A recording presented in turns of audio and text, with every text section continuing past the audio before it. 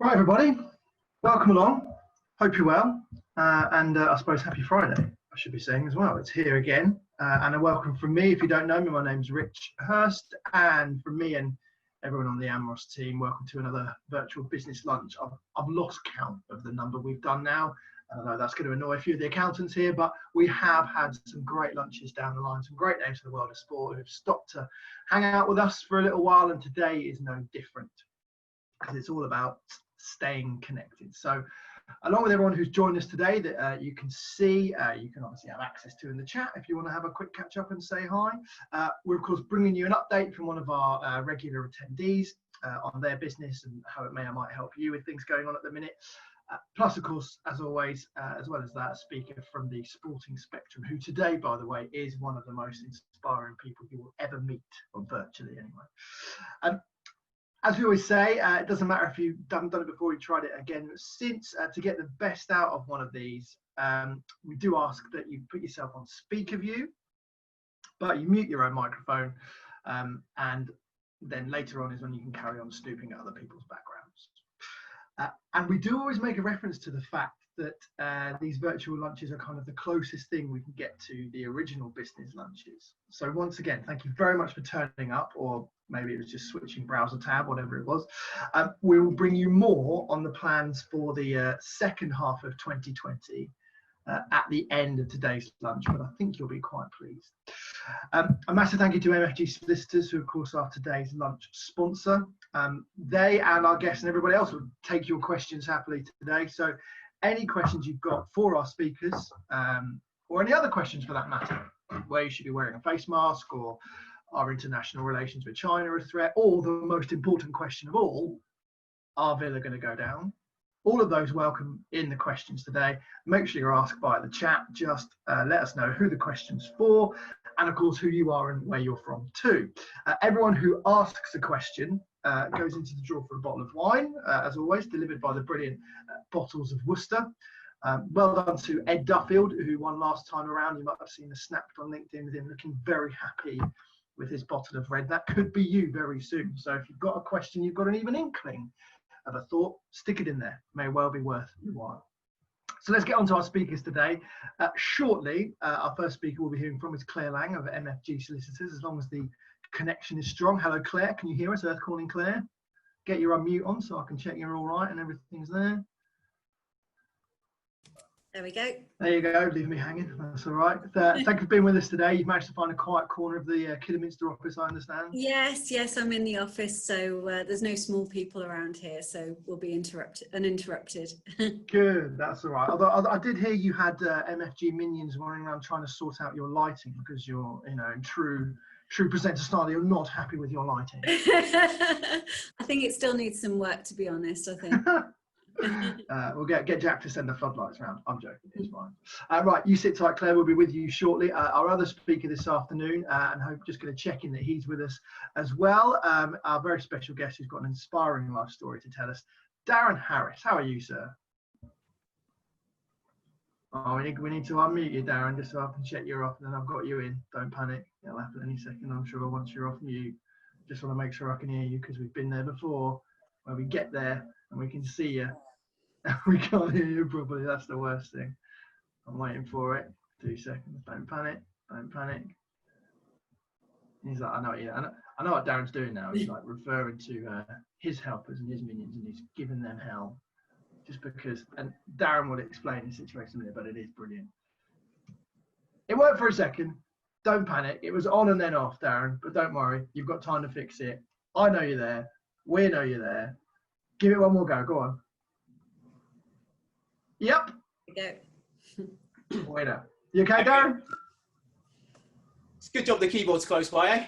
Mate, well, thank you for being with us today. Really appreciate it. You are the shirt's looking sharp. I should just point out we've had many conversations, and even 5 minutes before we started today, there was a little bit of shirt antics going on. But I think everyone agreed you chose the right one, mate. Looks good. Definitely. All right, well, look, Darren, you stay there. We'll be back to you in a minute. But first off, I'm going to introduce from MFG Solicitors, just to have a little chat about where we are at the minute and all those ideas around potential restructuring and all that kind of stuff. Very importantly, just once more, make sure your settings on speaker view, make sure your mic's on mute, sit back with your well-earned drink. Here is Claire Lang from MFG. Over to you, Claire. Hi there, thanks a lot, Hursty. So yes, I'm Claire Lang. I head up MFG's corporate division, and I'm also a member of the part of the firm's restructuring and insolvency division, which, as you can probably imagine, we're getting a little bit busier as during the current climate, and that's sort of a multidisciplinary team that we've set up to help people. So fairly topical, I'm going to be speaking to you today about a certain form of business restructuring that you've probably seen lots about in the press of late, but may not necessarily know exactly what it is and how it works. Pre-packs, what exactly is a pre-pack, how do they work, and what are the advantages and also what are the disadvantages of pre-packs. So you'll have seen in the news there have been quite a few high-profile big name corporate restructurings in the past couple of months, which have been described as pre-packs. So beginning of this month, we saw TM Lewin sold its business to its current owner, and it was able to leave behind 66 of its actual stores, high street stores. Then June, the fashion retailer Quiz, that sold its business to a subsidiary of its group.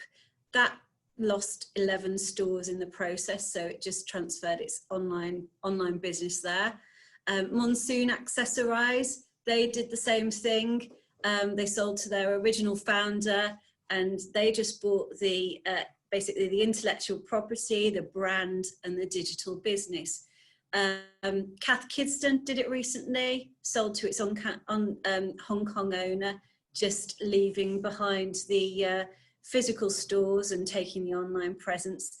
And another recent one was Go Outdoors, sold to JD Sports for around 65 million. That was to its current owner, also taking over the online presence. So, you know, what exactly is a pre-pack? And how can an owner buy its business and assets and seemingly get away with leaving behind its debts? So pre-pack is a type of administration deal. Often administration's seen sort of as the final nail in the coffin when a business is on the brink of collapse. But actually, it is quite a commonly used and useful rescue tool.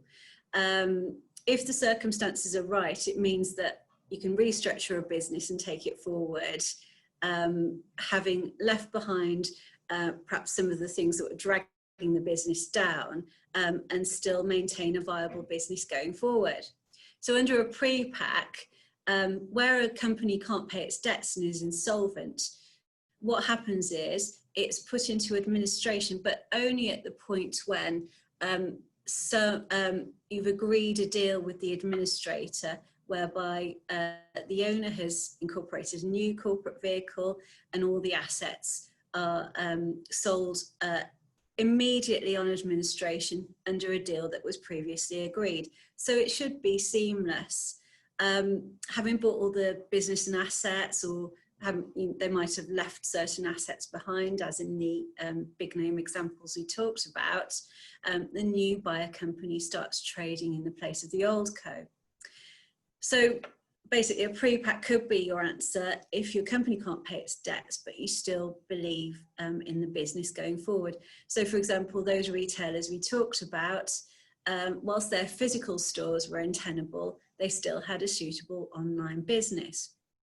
And it also means that instead of pumping more cash into a struggling business, you can restructure the business and put your cash into the new business as restructured. So some of the benefits, if you look at a pre-pack as compared to a sort of normal administration process where the business is sold, basically in the normal case, the insolvency practitioner will have to market the business, negotiate deals with potential new purchasers, decide which the best one is, But with a pre-pack, because it's all set up to occur immediately upon going into administration, it should generally be very quick and smooth and happen seamlessly. So this means there's less of a risk of goodwill being lost through this protracted insolvency and marketing process, and it means that it reduces price erosion. It also means that costs are reduced, often costs of the administration, because the administrator doesn't need to find the funds to trade the business. And generally this translates through to a better return for creditors. So often there's some confusion. If you do a pre-pack, is it correct that you can leave behind all debts? What debts do transfer? What can you leave behind? So basically, unless you specifically assume them, in terms of trade debts, those will all be left behind in the old company. Practically, however, no doubt certain suppliers are going to be pretty racked off with what's happened. So you might end up having to do deals with those suppliers in a practical sense. But legally, those debts will remain in the old company. Similarly, tax liabilities, liabilities to your funders, those will all remain in the old company. The position in relation to employees is a little bit more complicated. So those of you who've ever done a business transfer before will probably be familiar with TUPE, which means that employees automatically transfer on a business sale. So whilst those normal TUPE rules apply, and those employees will have unfair dismissal protection, there are special rules in relation to certain employee debts. So where employees transfer to the new buyer company, then wage arrears and holidays taken, holiday pay for holidays that have been taken, those will stay with the old company. In fact, they will be picked up by the Redundancy Payments Office, or the RPO, which will pay them out of the National Insurance Fund up to certain statutory limits. However, because those employees, they're transferring to the new buyer company, they won't have been dismissed.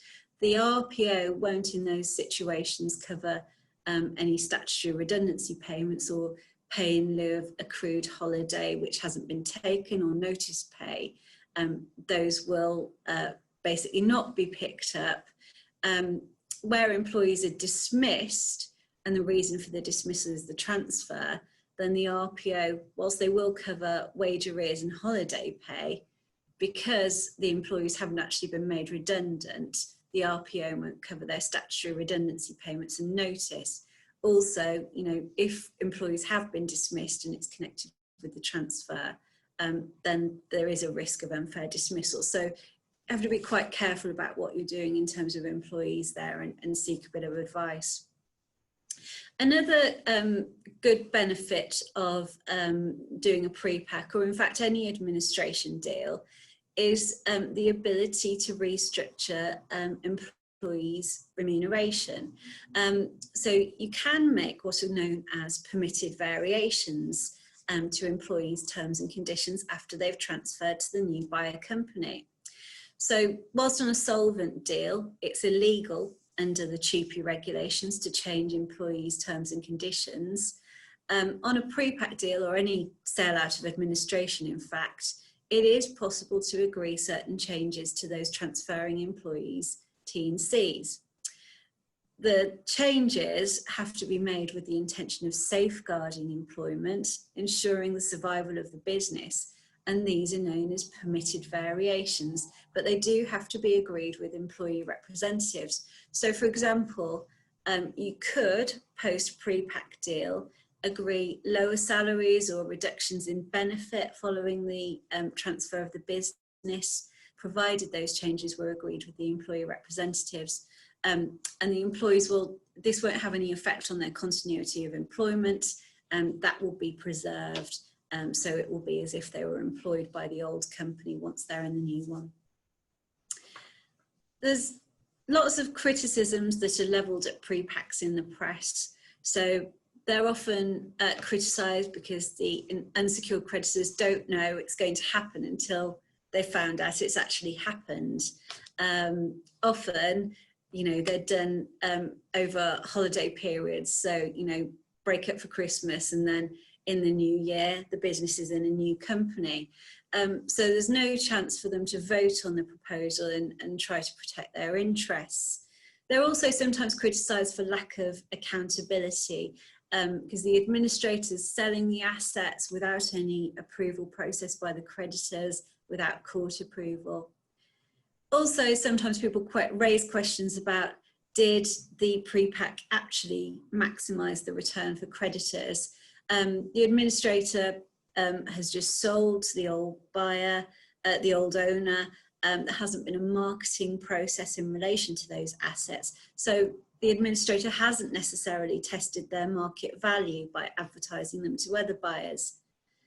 There's also a stigma of what they call phoenixing, so where you have a new company using the same name and branding as the old company. Creditors get very suspicious about pre-packs. The business is going to the original owners, and sometimes there's a bit of a perception that the business has been asset stripped. But I think you have to consider that, despite those criticisms, often a pre-pack is the only really viable way of restructuring the business to ensure it's sustainable going forward. Generally, it is considered that they do maximise the return to creditors, because there is no break in trading, and it just reduces the kind of loss of goodwill, the loss of confidence of suppliers and customers, and often it saves jobs in the process. So, I think it is, if you are in the unfortunate position that you feel that you need to restructure your business going forward, it is something to consider, particularly if perhaps you're in like the retail sector businesses and you need to restructure it to leave property interest behind. So that's it from me in relation to restructuring. Obviously, if you've got any questions, there's a Q&A session later, or happy for you to get in touch with me separately. So I think that's back to you, Kirsty. Yeah. For you to hand over to the next one. That's great. No, thank you very much, Claire. Really appreciate that. Like Claire said, you kind of sort of stole my thunder, but yeah, if you've got some questions, if you've had some thoughts, or it's sort of suddenly sparked something that's similar to what you're doing or you're working with at the minute, then yeah, pop a question in the chat, or as Claire said, we'll ping out some details later on so everyone can get in touch. Claire, thank you very much. Absolutely, really appreciate thank you. Thank you, Claire. Okay, we're going to move on to our next guest, and it's been a real pleasure actually getting to meet this person over the last just this week, to find out a bit about him and what he can talk to us about today. He's someone who's competed at the highest level in football and judo. I know. He turned a life-changing moment into a way of thinking, and now he's motivating himself every day despite some rather huge challenges. So we are delighted to have him with us today. It's Darren Harris, and any minute now, he's hopefully going to walk into shop. There he is. Like clockwork. I love that, Darren. Thank you very much. Good to see you. Now, look, you I know, and you were blinded at quite a young age. So all your experiences have kind of flipped, from everything you grew up with to everything you've done since. So there's so much to talk about with you here. But the thing I'm most interested in is, how do you know where to stand in the room right now? Well, so what I've had to really work on this over lockdown. So as a professional speaker, I've always had an AV man to sort out all the lights and all the audio for me, and now I'm on my own. I've got to do it all myself. So what I do, I've got something on the floor, so I know exactly where the marker is on the floor, so I can disappear and then come back to exactly the same spot. And then I've also, originally when I set it up, I actually had I was facing the window. But because I was wearing my glasses, I found that the light would reflect off my glasses. So I had to change it to be sideways on. But now it means that sometimes I get a shadow on this side of the wall. So depending on what time of the day it is, and obviously the sun kind of moves throughout the day, I have to sort of think about all of my camera angles. So there's a lot to think about, and obviously with my additional challenges, it's a lot more for me.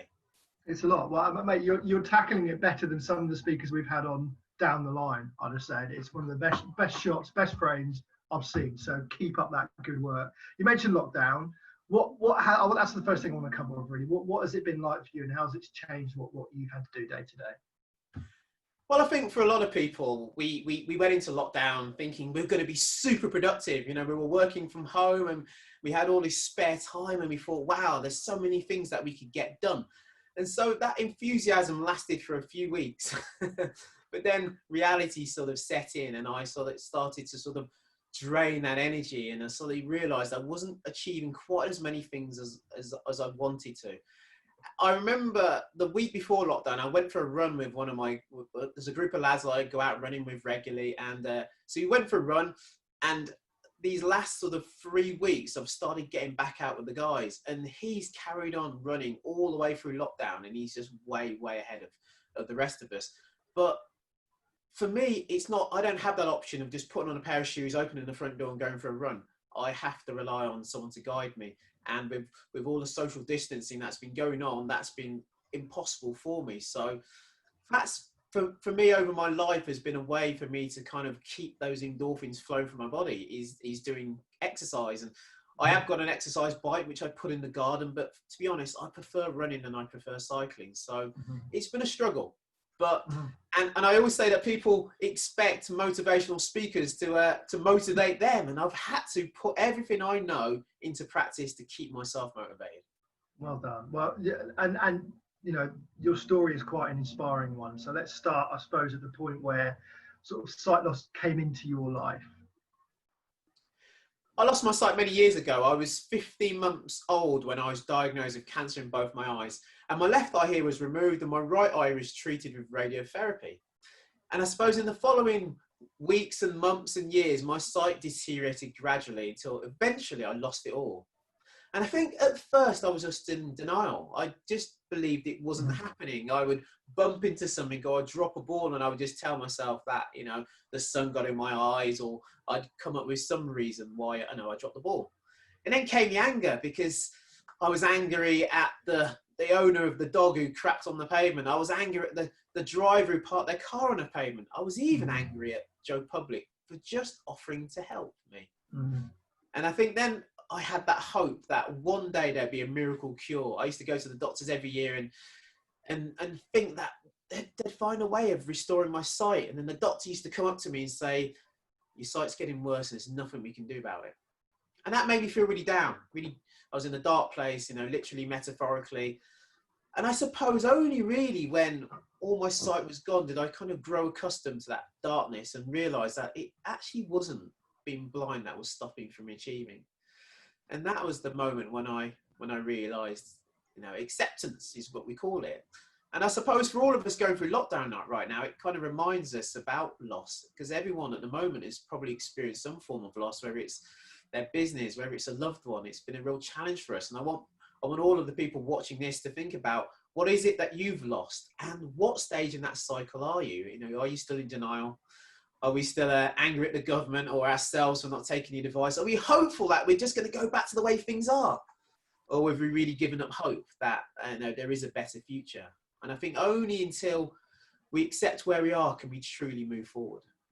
And is that what it was for you? Is that the point where you decided, right, it's not about what I can't do, it's about what I can? And then I suppose at that point, how did you then end up, you know, going into all the sport and everything you did? Well, I started looking for positive role models. I started looking at blind people who were doing things exceptional. So rather than thinking, well, the majority of people aren't doing much, because as a kid growing up, if you were blind, you were probably going to be a piano tuner or a basket weaver or something exciting like that. But, you know, there were people out there doing extraordinary things. And I thought, well, there might be a few of them, but why can't I be one of those, the minorities? It was actually Atlanta. I went to the Paralympic Games in 1996. I was there as a spectator. And I was surrounded by hundreds of thousands of spectators cheering and screaming for these, you know, wonderful athletes in the middle. And it was what I call a motley crew of misfits. There was dwarfs, there were amputees, there were wheelies, there were stumps, as we call them affectionately. And I suddenly thought, well, why can't I be one of those? That's where I want to be, sort of centre stage. And so that was the moment which ignited that dream for me to be a Paralympian. Unfortunately, no one told me it was going to take me 12 years to get there, but nonetheless, the plan was set. And so it was kind of a jump, wasn't it? Football first, a lot of football first, and then judo, which I think was something you'd always done but never explored properly, and then back to football. So how did the football come about? So football was in my DNA, really. I mean, my dad's nickname is Pele, would you believe it? So wow. I was destined to be a footballer, and I loved playing football. I used to kick the ball around my mum's living room, knock over the vases, and kick the ball at the windows, and all that kind of stuff that most kids do. And I went to a mainstream primary school, and as my sight got worse, it was just getting harder and harder for me to sort of compete on a level playing field. But then eventually I went to a blind school in Worcester, and that was the first time I was around other blind people and realised that actually I was quite good at this in compared to other people. I did all sports really, but it wasn't until I left university when one of the England coach came to a league game and spotted me and said, invite me to a camp. So that's when I started playing for England back in 1996. And I always remember my first game, I was awful. I came on as a substitute, and after 2 minutes, he took me back off. But the reason is because I still had a bit of vision. And I just sort of put my blindfold on literally 30 seconds before walking on the pitch, and I was completely disorientated. I don't know if any of you have ever put on a blindfold, but you're submerged into darkness and you're sort of bumping into things. I was bumping into my teammates, I was bumping into the boards, the opposition players, and it really just a kind of call of mercy that the coach took me off. But the reason why I ended up going to judo is because in 2004, we'd qualified a place at the Athens Paralympics, and that was where blind football would make its inaugural appearance at the Paralympic Games. But our dear Scottish, Welsh and Northern Irish friends wouldn't sanction us to play as Great Britain. And that was a massive blow for us, really. And it was like, we spent the past 8 years working towards this moment. And then, a few guys sitting in their ivory towers did make this decision that, we're not going to let that happen. So I had to make a really radical decision at that moment. And it was, what am I going to do? Am I going to sort of wait another 4 years and see if we can persuade them to reverse their decision? Or can I give judo a go? I was a black belt in judo, and but I was a long way from being good enough to qualify in my own right. And the only way I felt I could qualify was to do the unthinkable, which was packing my job, because I was playing football as an amateur. I trained every night and played football at the weekends, but it wasn't something I did full time, twice a day, every day. And so I took that radical decision to pack in my job. And I remember everybody thinking I was absolutely crazy. People came up to me and said, I've noticed you've handed in your notice, and where are you off to? You off to one of our rivals? And I said, no. I said, I'm off to go and do judo. And they said, are you getting paid for it? I said, no. But if I get on lottery funding, there's a chance that I might do. But I really wanted to follow my dreams. And I felt that I might not get another chance to do it. And it was a leap of faith. Look, I mean, I've glossed over it slightly. I didn't really mean to, but obviously the achievements in that first stage playing football, especially for you having to then to first deal with the sight loss, then to get called up for England, and then to be playing out for them in Paralympics and European Championships and all that kind of stuff. Just give us a little taster of that experience, playing for your country and at a sport you love and doing pretty well. Yeah, and in those early days, and then because obviously the FA are involved now, and it's a very much a professional setup. But back then, we did everything ourselves. We were standing at train stations, shaking buckets, raising money for our own trips. We were organising our own sponsorship deals. We were, we did everything ourselves, and so it was all the more kind of testament to what we achieved. We won medals at European Championships in, I think, 5 or 6 consecutive tournaments. And 2002, I became captain, actually, we played at the World Cup in Brazil. I became captain of the team. It's quite funny, actually. I was just lying in my bed after one of the games, and the captain at the time just walked in and shut the armband at me. He says, "Oh, you're captain now." So that's how I became captain of England. Yeah, it was. But yeah, we were good. We were good. I mean, it was always a challenge for us to get more players into the game, because blind football's pretty tough. Mm. I think, everyone goes, oh, I'd love to play football. And, people who are blind say, oh, no, I'd love to give it a go. And they come along and they put the blindfold on and they find how difficult it is because there's so much to focus on. You are listening to your guides. You're listening to the goalkeeper. You're listening to the coach at the other end. You're listening to your teammates. You're listening to where the opposition players. Sometimes you get interference from the crowd. There's an awful lot going on. And you have to get really good at focusing in and tuning into what's important. So, like if any of you are parents and your kids switch off at moments, that's what you have to do. You have to be able to tune into the important information and switch off the stuff that's not relevant. But also we've developed loads of codes and systems where we can communicate the most amount of information in the shortest amount of time. So one of the things we use, for example, we use a signal called red. So every time someone shouts red, everybody else shouts red. And it means that literally in a couple of seconds, every single player on the pitch knows where every other player is. And that's massively important. So we're trying to, at all times, get that most amount of information across in the shortest amount of time. Now, for anyone who's not seen blind football, it's incredible. It really is. I saw it at the Point 4 at Hereford a few years ago. And for anyone who's not aware, it's although the players outfield are all blindfolded, because I think, as you mentioned before, some aren't 100% blind. So to make it fair, everyone is blindfolded out on the pitch, but the goalkeepers are sighted. The ball has a bell in it, and then, as you described, there are people all around describing and trying to give you those codes. And I watched it a couple of times and kind of understood that that's how it works, see how that works, and can see how that helps the game flow. How does blind judo work? So I suppose judo is a sport that very much relies on touch. So actually it's a brilliant game for blind people to do. Actually, you start gripped up like this, holding their collars and lapel, and something that coaches do with sighted players is that sometimes they ask them to close their eyes or put blindfolds on them so they can rely on their touch. Just feeling those movements of your opponent and judging what you're going to do based on what you feel. So, because often it's just people communicate an awful lot through their grip. So sometimes if you go and fight a beginner, you can tell they're a beginner because they hang on for dear life. They're clinging onto you like they're on the edge of a life raft and they're about to be cast out to sea. And so all of that tension is translated through their arms. It's also massively tiring in your forearms if you're clinging on. So the analogy we use in judo is that you want your grip to be like a chain link fence. It's a really strong grip, but it's got some flexibility in it. And so, because you don't want to communicate what you're doing with your hands. But yeah, absolutely, that's how you start. That's how you start in judo. I mean, it's really funny. I remember I always trained with sighted people. So when I was based down in Bath at the sports training village there, I was the only blind person there. And and I remember going to a tournament once in Holland, and the referee would come up to me because it was a sighted I used to fight against other sighted people on occasions as well. So the referee comes up to me and says, ask my opponent. He said, "Are you happy to start gripped up?" Because in a sighted contest, they don't start already gripped up. So my opponent said, "Yeah." He said, "That's not any problem."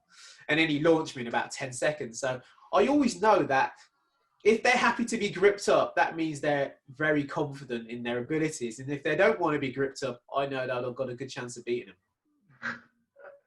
And after, to have done all that with football, and then to go and experience, all the travelling and different things you experienced with judo, you went back to football for a little bit more. Did the judo make you feel a little bit, a bit tougher going back out to the football pitch? So judo is horrible. I always say that in judo, you are the ball. In football, you kick a ball. So it was just, I was getting older. I was starting to pick up lots of injuries when I finished judo. I'd broken my ribs one year. I tore my ankle ligaments the following year. And I just felt you get to a stage in life where you realise that you feel like you have to do more to stay where you are or to improve. But physically, I couldn't do that anymore. I couldn't actually increase my volume of training. I felt like I had to reduce what I was doing. And yet, we've kind of grown up on this ethos that hard work beats talent that works hard. And so I thought, how can I improve if I'm going to reduce my training volume? So really the decision was made for me, I think, and I just had to walk away. I didn't actually have any plans of going back to football, to be honest. I thought I was going to be done, but some people persuaded me to put on my boots again. And when I came back to football, I already had 82 caps. It wasn't like I was going back as a complete beginner. But it was very strange going back. Maybe the lure of 2012 was the sort of icing on the cake for me. About that time, wasn't it? Yeah, and you just couldn't. I can understand how that's ridiculously hard to resist. So when you did finish playing football, what was it about all of your experiences that made you do what you're doing now? So I think I'd always realised I had an incident in 2013 with. So after London 2012, the coach dropped me and sort of said he wanted to focus on the younger players, and then the coach himself got sacked when UK Sport got involved and decided to fund the team. And so the new coach brought me back into the team. And then we went to the European Championships and we had a terrible tournament. It was probably one of the worst that we had. We came last in that tournament. And so we came back and we went to St George's Park and we were training 3 times a day. We were training after breakfast, after lunch, and we trained after dinner in the evening as well. And but we had this rule where we had to meet up 10 minutes before we were due to go training. And I thought, 10 times 3, that's half an hour out of that little downtime we've got, which is kind of eating into our time to relax. So I kind of walking over to the pitch and I said to my coach, this 10-minute rule is a load of rubbish. And he goes, well, it's okay for everybody else. I said, that doesn't make it a good rule. And he says, well, nobody else is complaining. I said, that doesn't make it a good rule. He says, why are you always the one who has to complain? And I kind of a bit petulantly threw my bottle on the floor, and then he started screaming and shouting at me, and he swore at me. And the thing is, the day before we'd had this meeting about not swearing at St George's Park because it's a public place. Members of the public can just walk around, and so we've got to be careful what we say. And there he was swearing at me. So then I sarcastically said to him, "Well, I didn't think we were supposed to be swearing at St George's Park." Of which you can picture his face, spittle flying from his mouth. He must have gone bright red. It's moments like that I really wish I could have seen his face. But I was kicked out of the team. I was in exile.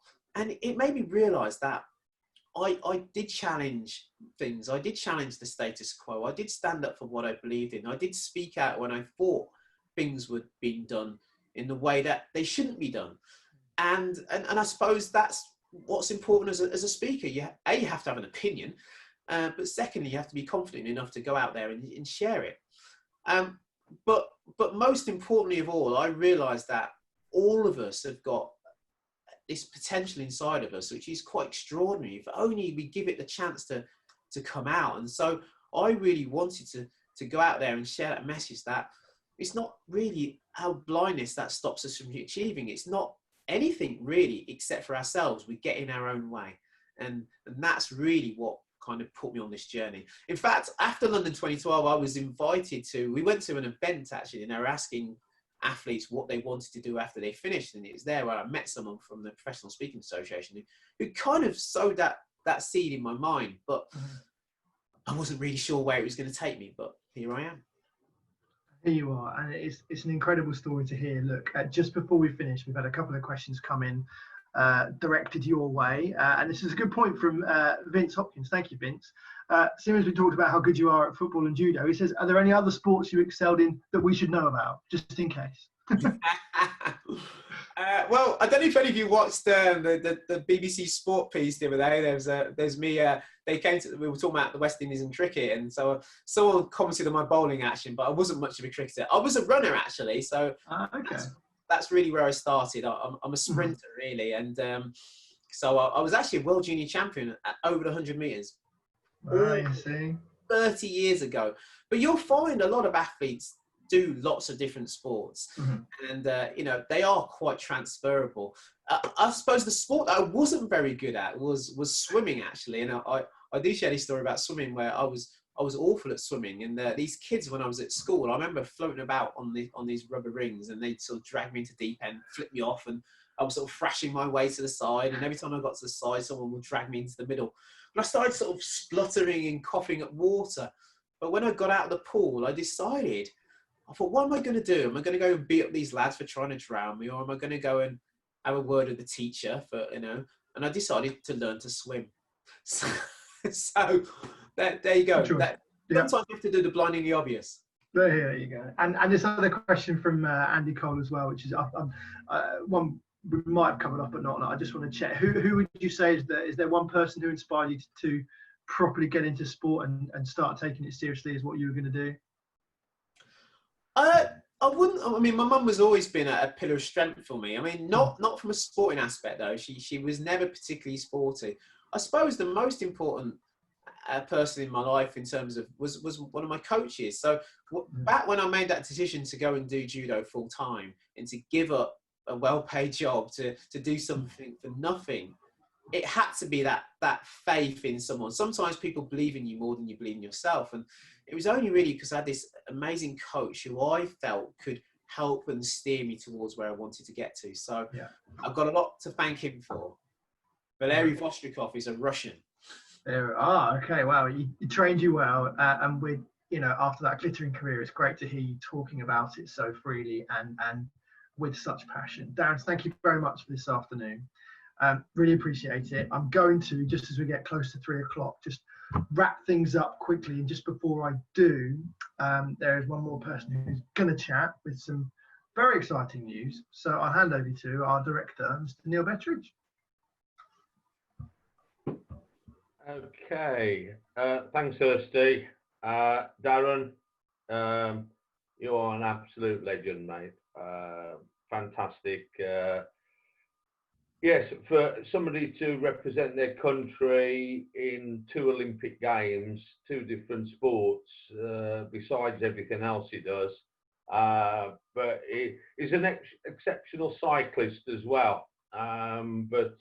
I've cycled with Darren. I've said to some of the guys earlier that we get him on a tandem, but we don't let him drive because he's a bit of a reckless guy. But Darren, absolutely brilliant. Thank you very much indeed.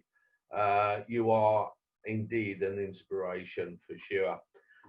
So I'll thank everybody who's attended today, staying connected. I know we will be informative from Claire. Thank you very much indeed. And also entertaining from Darren. And again, informative, inspirational, and everything else. So I think we've had a good mixture today, which is what we're here to do.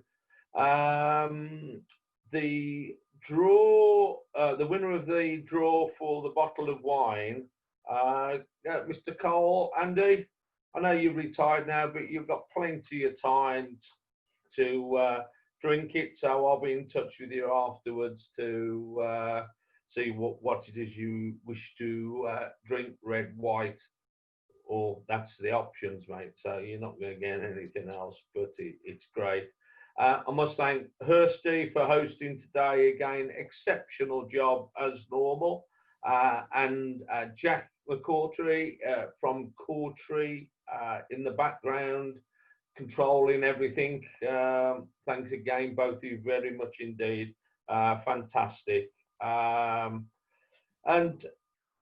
for people who have been regular or not, we on our website have got a podcast that Kirsty put together for us of our first 4 or 5 lunches, and Thursday of next week we'll be having on another podcast, I believe, Kirsty, that has got all the remaining lunches, which also includes today. And he does a fantastic job. So any of your companies require podcast, I'm putting it out there. Kirsty's the man. So get it sorted. Plug here, Amros, besides these virtual events that we've had to grow into, we actually will do actual events for companies, including conferences, team building, etc., etc. So we can be there to help people, help companies connect with their clients. Another little plug, next Thursday evening from 7 o'clock, we're running a virtual Cheese and Wine Celebrity Call My Bluff Challenge. Basically, a bit of fun, numerous or lots of wine to consume. And so far on the panel that we've got, the celebrity panel, we've got our local Midlands TV legend, Mr. Bob Warman. Yes, he's still alive and kicking. He's getting on a bit, but he's good. He's a good guy. Cannot drink, but that's why he's so good for this event. And we've then got the delectable Gail Ems also coming on to give her point of view of her wine knowledge. You can still register if you're a WR postcode up until Tuesday, and we can get all the wines delivered to your homes, offices, or whatever. We also, in the last couple of weeks, have confirmed on the 11th of December is the new date for our big lunch with Eddie Jones, the England rugby coach. We're still finalising venues. We've got one of three that we've got to choose, which will be done in the next week or so. More than likely we move, because the chateau is closed, it will be a slightly larger venue, so we more than likely will be able to take a few more people if anybody is interested. It just leaves me to say thank you very much for your support through this difficult times that we're all having. And it will just sadden me, actually, in some ways, to let you know this is our very last virtual lunch, unless we get back into lockdown again, which I hopefully we will not. So to have Darren speaking today, I think he's very apt. He's always finished everything off for us, Darren. So you've was a goal scorer. Yeah, goal scorer. You've done a bloody good job for us today, mate. So it's great. But that's the sad part. But the good thing is, as of the beginning of October, we are starting to deliver actual lunches, and we intend to deliver one lunch in each of the three regions: Worcestershire, Black Country, and Birmingham, pre-Christmas. So that's a very good thing. Lots of all the big venues are all from the 1st of October are getting back to near normality. And I've only seen this morning the Dark Club in London, which is quite intense and very close, as of the beginning of next month, is open completely without any restrictions. So we'll all be doing it on a good, safe way, but that's our intentions. Leaves me everything all to say now is cheers to you all. Thank you very much for staying connected. Have a great weekend, and let's have a nice summer. Thank you very much indeed. Thank you. Cheers, everyone.